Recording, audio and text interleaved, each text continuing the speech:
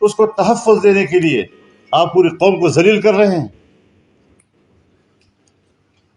وزارت دفاع کی درخواست کو مسترد کر رہے ہیں، اور ایک ایسا شہری کہ جس کا ایک پتہ اسلام آباد کا ہے اور دوسرا پتہ ایبٹ آباد کا ہے، اس کو پنجاب کی الیکشن سے کیا دلچسپی ہے؟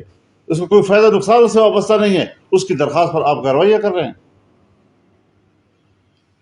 تو یہ ساری چیزیں ہمیں مد نظر رکھنی چاہیے، اور ہم نہ عمران خان کو اس کا اہل سمجھتے ہیں کہ ان کے ساتھ بات چیت ہو جائے، ہم ان کو نااہل سمجھتے ہیں ان کے جرائم کی بنیاد پر. کورٹ پہلے اس کی بنیاد پر فیصلہ دے کہ یہ شخص جو ہے یہ فلاں فلاں جرائم میں ملوث ہے، اور اس کی بنیاد پر وہ نااہل ہے. جس کو ہم ملک کی سیاست کے دائرے سے نکالنا چاہتے ہیں، آج سپریم کورٹ اس کو سیاست کا محور بنانے کی کوشش کر رہی ہے. یہ نہیں چلے گا. جج صاحبان سے کھل کر کہنا چاہتا ہوں، جو شناختی کارڈ آپ کے پاس ہے وہی شناختی کارڈ میرے پاس ہے. جس شناختی کارڈ کی بنیاد پر آپ پاکستان کے شہری ہیں، اسی شناختی کارڈ کی بنیاد پر میں پاکستان کا شہری ہوں. میں آپ کے انصاف کو تسلیم کرتا ہوں، لیکن میں آپ کے ہتھوڑے کو تسلیم نہیں کرتا. ہتھوڑا نہیں چلے گا، جبر نہیں چلے گا. اگر آپ نے جبر کی بنیاد پر ہم پر فیصلے مسلط کیے تو پھر ہم بھی آپ کی عدالت میں جانے کی بجائے عوام کی عدالت میں جائیں گے، اور پھر فیصلہ عوام کی عدالت میں ہوگا. اللہ تعالی ہمارا ہمیں ناصر ہو، اور اللہ تعالیٰ اس پاکستان کی حفاظت فرمائے، اس وطن کی حفاظت فرمائے، اور ایسے قوتوں سے اور ایسے عناصر سے اللہ اس ملک کو محفوظ کرے جو اس ملک کی جڑوں کو کھوکھلا کرنا چاہتے ہیں، بلکہ کر چکے ہیں. اسمبلی قانون پاس کر چکی ہے. عدالت جس اختیار کے تحت ہمیں دھونس دکھا رہی ہے، شاید اب اس کا وہ اختیار نہیں رہا ہے. اسے پارلیمنٹ کے ایکٹ کا احترام کرنا ہوگا، اس کی پیروی کرنی ہوگی. ہمیں عدالت میں بلایا گیا، لیکن ہم نے کہا،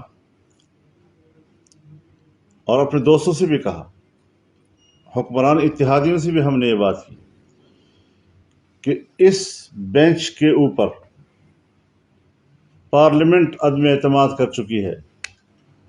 ایک سے زیادہ قراردادیں پاس ہو چکی ہیں. ہمارا وزیر قانون اور ہمارا اٹارنی جنرل جا کر ان کو یہ بتا چکا ہے کہ ہم آپ پر عدم اعتماد کر رہے ہیں. جس بینچ کے اوپر پارلیمنٹ نے عدم اعتماد کیا ہے اور پارلیمنٹ کے فیصلے سے اس کو آگاہ کیا ہے، آج اس بینچ کے سامنے میں پیش ہو جاؤں، آج اس کو میں یقین دہانیاں کراؤں. لہٰذا نہ بینچ کے سامنے پیش ہونا یہ پارلیمنٹ کے قرارداد کا تقاضا ہے، نہ ان کے سامنے ان کو اطمینان دلانا کہ جی ہم تو تیار ہیں مذاکرات کے لیے. مذاکرات کی کوئی گنجائش ہے؟ کس شخص سے ہم مذاکرات کریں؟ اگر وہ واقعی الیکشن چاہتا تو اس وقت قومی اسمبلی کیوں نہیں توڑ رہا تھا؟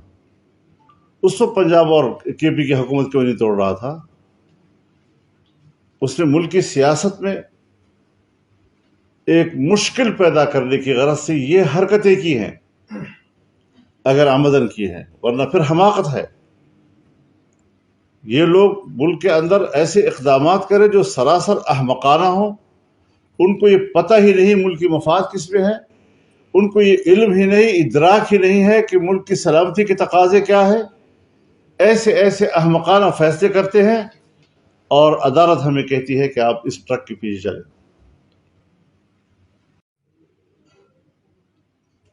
ہم اس پورے عمل کو غیر سیاسی عمل کہتے ہیں.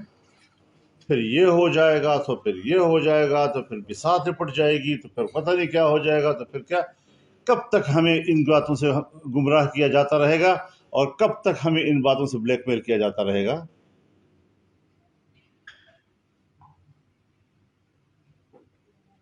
ایک زمانہ تھا جب بندوق کے سائے میں ہمیں کہا جاتا تھا بات چیت کرو.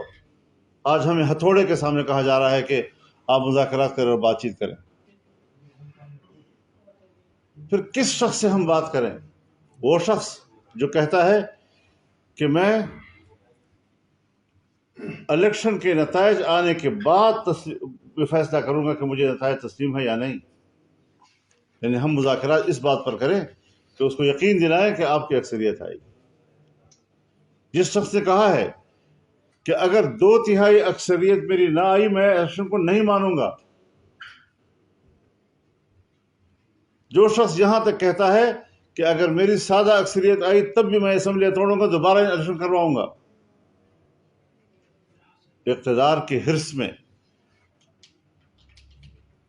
اس طرح کی باتیں کرنا اور پھر اس سے ہمیں کہنا کہ آپ ان سے بات کریں، یہ تو پوری سیاست کی توہین ہے، یہ تو پارلیمنٹ کی توہین ہے۔